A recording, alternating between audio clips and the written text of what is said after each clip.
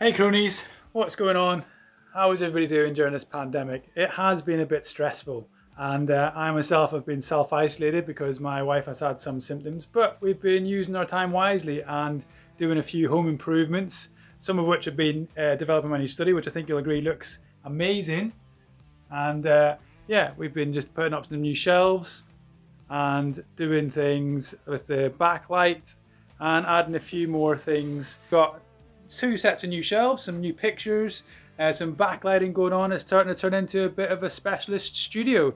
So we've still got that wall to do, but we're getting there.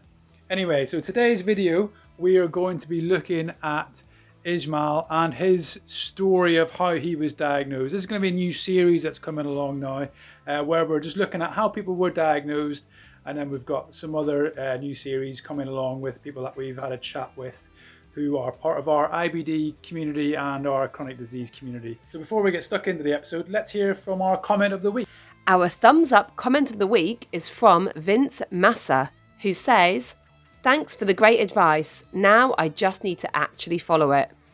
So don't forget to like the video and subscribe 2020 style and hit that little bell icon. That way you'll get updated every time that we upload. So yeah, really hope you enjoyed the video. Sit back, relax, and let's get started. Hit the intro.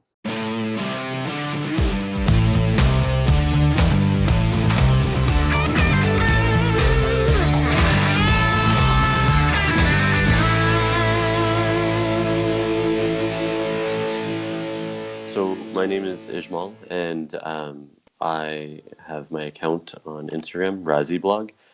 I was diagnosed with ulcerative colitis back in November of 2015, and since then it's just been a bit of a wild ride, just trying to navigate the illness and trying to make a difference and advocate and be an ambassador for different organizations and help people feel a little bit more comfortable with their IBD or even different chronic illnesses. Cool. I mean, I've obviously started following you on Instagram, and I know that the content that you put out is really inspirational, and a lot of it stems from your own experiences and some of the struggles that you've come through, and trying to flip that onto a positive edge to help people, which I find personally really inspiring. And it's kind of one of the main reasons that I've started trying to create content and brought me all the way up to actually interviewing yourself is literally just following your feed. So it's almost like a thank you from myself to you. Well, thanks.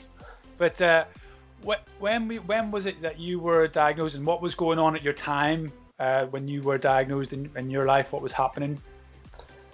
So it was summer of 2015 was when I started feeling the effects of the illness.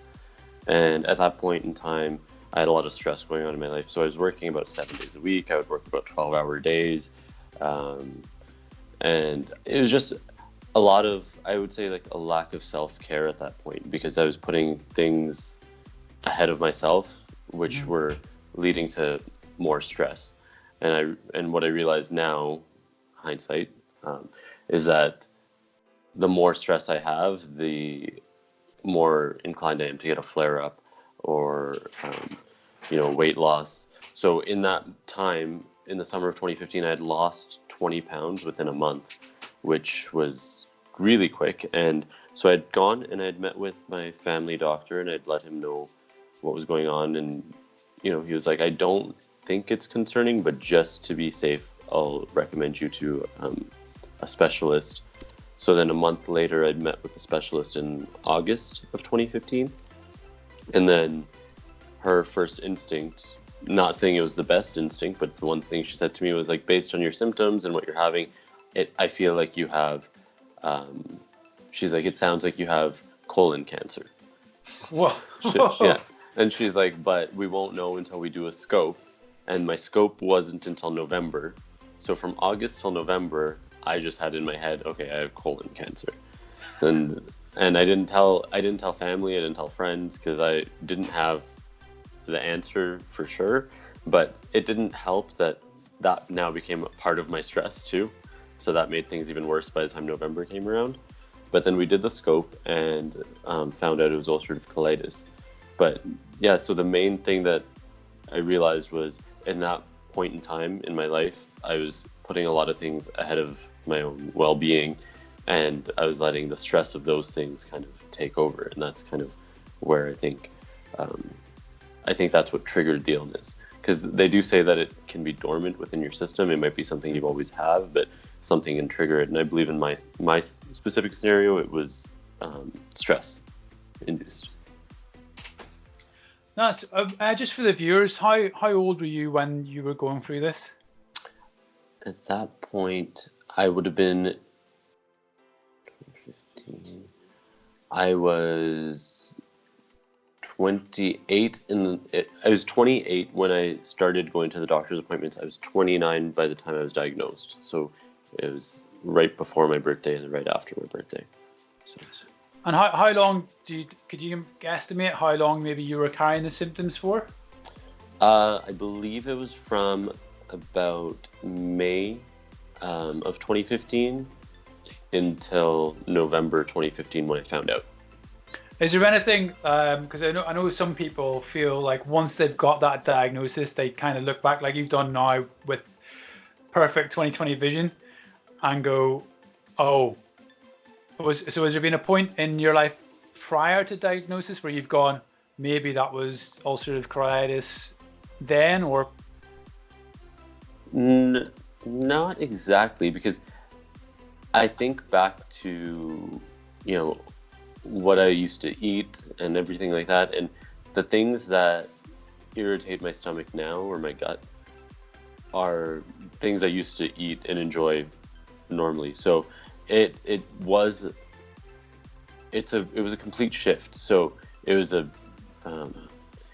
basically everything that I knew back then is completely opposite now. So I don't think there was a point in time then, but I'm sure there were symptoms, but you don't have the knowledge of it at that point, and you don't really you don't hang on to those memories because it's just kind of like, oh yeah, it's just an off day, or I was in university, or I think back to my university days when I was in my early 20s, and you party a lot, and you're like, oh, that's probably just because I was drinking a lot on the weekend or anything like that. So it's hard to pinpoint anything prior to my diagnosis of that were symptomatic or symptoms. Yeah. Hey guys, hope you really enjoyed that episode, and there'll be more coming this way, so don't forget to like the video, subscribe to the channel, and hit that little bell icon. That way you'll get notified every time they upload. I think these are really important stories to share. I think these are really important stories for us to share, just giving a little bit of insight into how we as a community are experiencing our diagnosis, and just this little journey that we're going on right now through the obvious pandemic. Just having that little element of community and social interaction, be it through YouTube or Instagram, I think it's so important right now. And that's what I'm hoping to do with these short stories from previous interviews, where I'm just bringing out little bits and pieces of magic that I found really useful in helping me with my own journey. So I will see you later on in the week. Hopefully you're catching the uploads daily at the minute with the workouts I'm doing in the morning, just trying to give myself a little bit more routine, shall we say. And yeah, so moving forwards, I shall catch you in the next episode. Full on Peter McKinnon, boosh.